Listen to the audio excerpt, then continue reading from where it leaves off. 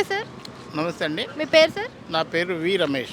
ఎక్కడ ఉంటారు సార్? నేను మోతీనగర్లో ఉంటాను మేడం. సార్ ఇప్పుడు జిహెచ్ఎంసీ ఎలక్షన్స్ రాబోతున్నాయి కదా, మరి మీ ఎమ్మెల్యే కానీ కార్పొరేటర్ కానీ ఏ విధంగా పని చేస్తున్నారు, ఏం పని చేస్తున్నారు, ఎంతవరకు డెవలప్మెంట్ అయింది?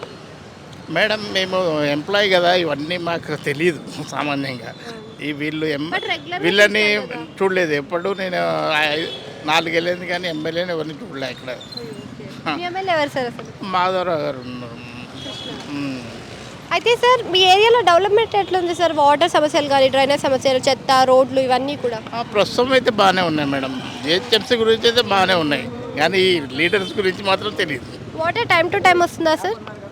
టైం టు టైం ఓకే, అంటే ఏ టైం నుంచి ఏ టైం? అన్నీ తెలియదు మేడం. మేము పొద్దున్న వెళ్ళి సాయంత్రం వచ్చాము, ఇవన్నీ ఇక్కడ తెలుస్తాయి.